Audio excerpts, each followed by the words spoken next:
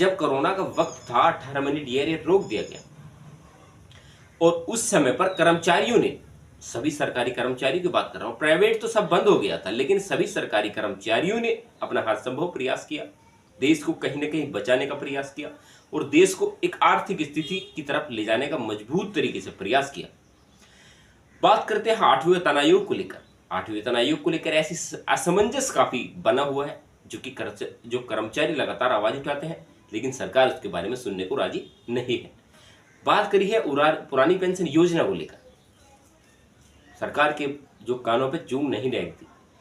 जब भी बात की पुरानी पेंशन योजना को लेकर, सरकार ने कहीं ना कहीं एक, साथियों चुनाव का सीजन निकल चुका, लेकिन क्या हमारी पुरानी पेंशन योजना या 8वें वेतन आयोग या 18 महीने डीए एरियर या ओल्ड पेंशन स्कीम, अग्निवीर योजना, रेलवे किराए में छूट, इन चीजों का कहीं ना कहीं हमें बेनिफिट मिला?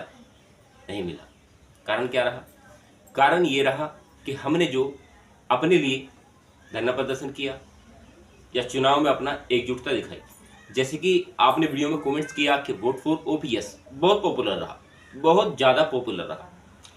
अब चुनाव को लेकर मोदी सरकार के मन में कहीं ना कहीं ये असमंजस जरूर रहा होगा कि हमने जो, यानी कि कर्मचारियों से जो वादा किया कि हम आपके लिए कुछ ना कुछ बेनिफिट वाला जरूर लेकर आएंगे, उसको लेकर कहीं भी किसी भी सरकार ने अभी तक भी ये अपना वादा पूरा नहीं किया।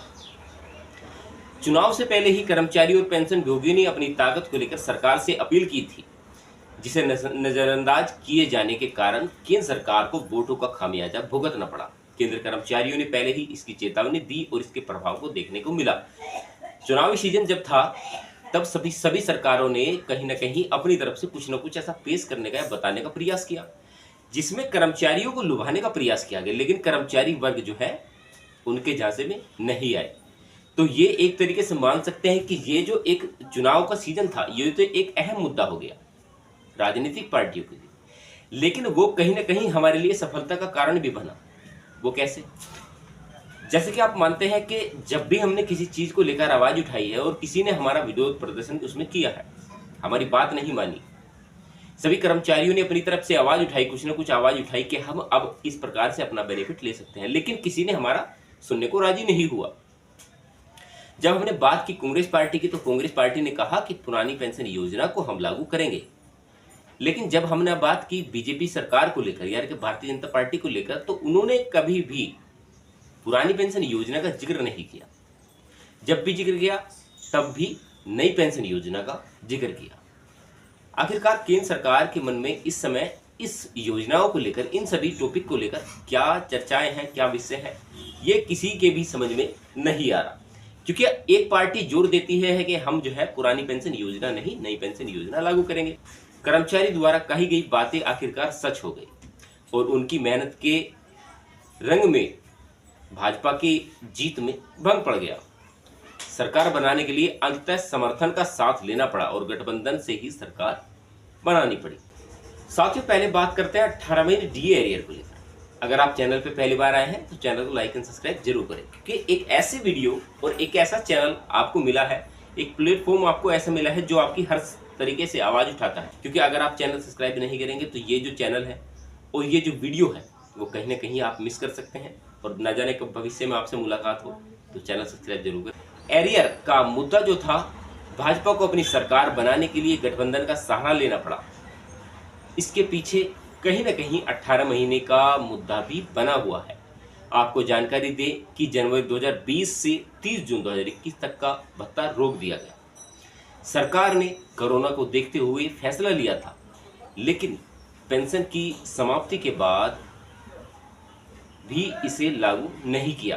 कोरोना का वक्त संपूर्ण निकल गया, लेकिन फिर भी इसे लागू नहीं किया गया, जिस पर इसका भुगतान करने के लिए सरकार, सभी पेंशन भोगी लगातार उठाते रहे हैं अपनी मांग, लेकिन उनके काम का कोई असर नहीं हुआ। लेकिन इसका असर चुनाव पर देखने के लिए भरपूर मिला। ये बात आप सभी जानते हैं, और ये बात केंद्र सरकार छोड़िए, देश का हर मंत्री जानता है। हर वो मंत्री जानता है जो इस समय एक मेन कुर्सी पर बैठा हुआ है। वो सभी जानते हैं कि पुरानी पेंशन योजना, 18 महीने डीए एरियर और अग्निवीर योजना, एक ऐसे मुद्दे हैं देश के अंदर जिससे करोड़ों वोटर वर्ग हमारे पक्ष में आ सकते हैं। जिस जीत का विपक्षी पार्टियां जश्न मना रही हैं कि हमारी जीत है, मैं उन्हें मानता हूं कि ये उस हर कर्मचारी वर्ग की जीत है जो कि अपने लिए 20 साल से लगातार जूझ रहा है, जिसने अपने लिए कुछ ना कुछ बताने का और अपने हक और अधिकार को लाने का प्रयास किया है। साथियों, जब हमने बात की 8वें वेतन आयोग को लेकर, तो उस पर सरकार ने क्या कहा? मैंने अभी कुछ टाइम पहले वीडियो बनाई थी, उसमें कहा था कि जब भी 8वें वेतन आयोग के लिए गठन होगा, तो पिछली जब सरकार थी, कांग्रेस सरकार थी, कांग्रेस सरकार ने जो है 8वें वेतन आयोग, 7वें वेतन आयोग जब लागू हुआ था, तो उससे पहले चुनाव सीजन से पहले कमेटी का गठन किया था, तब जाकर हमारा जो है 7वें वेतन आयोग लागू हुआ। लेकिन इस बार ऐसा कुछ देखने के लिए नहीं मिला। क्या सरकार के मन में मनसा क्या है? सरकार चाहती क्या है कि हमारा जो 8वें वेतन आयोग है वो लागू भी करना है या नहीं करना है? क्योंकि अगर 8वें वेतन आयोग लागू होता है, लागू तो होगा, करना पड़ेगा, तो अब जो है कर्मचारियों को कहीं ना कहीं बेनिफिट पहुंच सकता है। तो ऐसा क्यों? कर्मचारी और पेंशन भोगी ने सरकार से 8वें वेतन आयोग को लेकर जल्द से जल्द कमेटी गठित करने के लिए अपील कर रखी है और अपनी रिपोर्ट सौंपी है। इसको लेकर इस पर भी केंद्र सरकार की तरफ से कोई भी खुशखबरी नहीं दी गई, जिस वजह से सरकारी कर्मचारी नाराज नजर आए। आखिर 8वें वेतन आयोग को लेकर भी असमंजस लगातार बना हुआ है। एक मैंने इस पर संपूर्ण वीडियो भी बनाई, वो डिस्क्रिप्शन में डाल रखी है और डिस्क्रिप्शन में उसका लिंक भी मिलेगा। तो साथियों, 8वें वेतन आयोग जब भी लागू होगा तो कम से कम मान के चलिए 2026 तक लागू होगा। अगर अब भी इसके लिए कमेटी गठित होती है तो तब भी आप मान सकते हैं कि अब जो हमारा 8वें वेतन आयोग लागू होगा तो 2 साल का अंतर इसमें देखने के लिए मिल सकता है। साथियों, अब जो मैं बात आपको बताने वाला हूं वो बिल्कुल हमारे लिए एक अहम रोल निभाता है, यानी कि पुरानी पेंशन योजना। पुरानी पेंशन योजना एक ऐसा व्यवस्था है जो कि सरकार को कहीं ना कहीं सरकार की नजरों से नुकसान पहुंचाती है, लेकिन हर कर्मचारी वर्ग के लिए कहीं ना कहीं बेनिफिट वाली जरूर साबित होती है। जब भी हमने किसी चीज के बारे में जिक्र किया है, धरना प्रदर्शन किया है, 2023 एक ऐसा साल गुजरा है हमारे लिए कि वो एक स्वर्णिम अक्षरों में हमारे लिए अंकित रहा है, क्योंकि कर्मचारियों ने जितने बड़े धरना प्रदर्शन लाखों करोड़ों की संख्या में दिल्ली को घेरने का प्रयास किया, लेकिन व्यवस्थित ढंग से। अभी कुछ टाइम पहले लखनऊ में रैली थी जिसको लेकर विजय कुमार बंधु ने कहा था कि कोई भी कर्मचारी ऐसा कोई काम न करे जिससे कि देश में शांति भंग हो। सेम टॉपिक 2023 में हर रैली में यही कहा गया, तो कर्मचारियों ने उसका निस्वार्थ भाव से आदर किया और एक एक चीज का आप अंदाजा लगा सकते हैं कि किस प्रकार से कर्मचारियों ने अपना हर संभव प्रयास किया उन योजनाओं को या उन रैलियों को सफल बनाने के लिए। तो पुरानी पेंशन योजना भी एक अहम मुद्दा रही होगी, मैं मानता हूं, रही होगी नहीं, रही है। अब ये सरकारें जो हैं इनको सोचना पड़ेगा कि अब जो है हम इनके लिए क्या कर सकते हैं, वरना जो आने वाला वक्त है वो कहीं ना कहीं उन सभी पार्टियों को, चाहे वो विपक्ष की हो या पक्ष की हो, सभी को झेलना पड़ सकता है। साथियों, अभी आप बात करते हैं एक ऐसी योजना जिसको लेकर आपने देखा हो जब 2022 में इसे लागू किया गया तो देश में जगह जगह धरना प्रदर्शन हुआ, उपद्रव हुआ और आगजनी भी हुई। एक ऐसी योजना जिसको लेकर कर्मचारी वर्ग लेकिन देश के युवाओं ने भी बढ़ चढ़ कर हिस्सा लिया। एक ऐसा आंदोलन जिसको हर किसी ने सराहा और हर किसी ने इसमें साथ दिया।